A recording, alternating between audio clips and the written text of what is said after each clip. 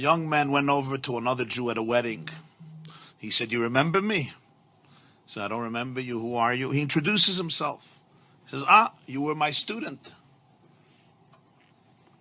3rd grade. You were my student." "Yeah. Wow, I haven't seen you in so many years. How is your life? What are you involved in?" He says, "I'm a teacher." He says, "Wow, just like me. What inspired you to become a teacher?" "What inspired me to become a teacher was you." He said, "How did I inspire you to become a teacher?" "I saw what an impact you had on me. I realized what an impact I can have on children. I decided to go into education."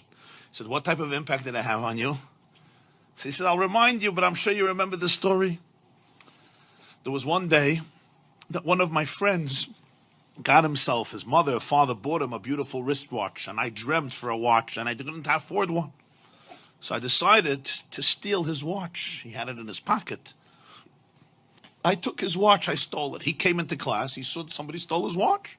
He came complaining to the teacher, somebody stole his watch. So you made an announcement. Whoever took this boy's watch, please return it." I was too embarrassed and I didn't want to return it, so I didn't return it. So you locked the door and you said, "I'm going to have to line everybody up and empty their pockets in order to get back the watch." And that's what you did. And I thought to myself, this is going to be the most shameful moment of my life. And then you said, "All boys line up at the wall, but I want everybody to have their eyes closed. Everybody's eyes must be closed." And you went from pocket to pocket, and everybody's eyes were closed. And then you came to my pocket, and you found the watch, and you took it out, and you went through everybody's pockets with everybody's eyes closed. And then you said, "Okay, everybody can open their eyes." You gave the watch back to its owner, and you never ever said a word to me throughout the entire year. You never mentioned the story. You never mentioned the episode.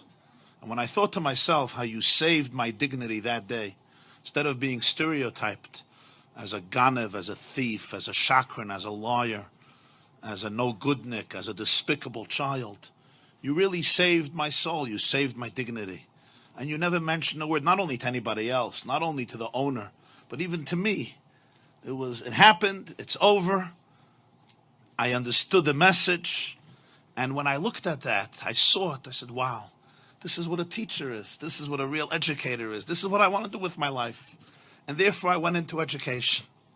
The teacher is listening to him and he says, wow, that's amazing. That's really amazing. But he says, but Rebbe, you don't remember the story? Like when you see me and you hear my name, I'm sure you remember the story that I stole the watch and what you did, and you didn't want to embarrass me, so you had everybody's eyes closed. And I'm the person, he says, actually, I don't know. I wouldn't know. I wouldn't know the story. He says, why not? Like, it's a pretty dramatic story. He said, because I also closed my eyes.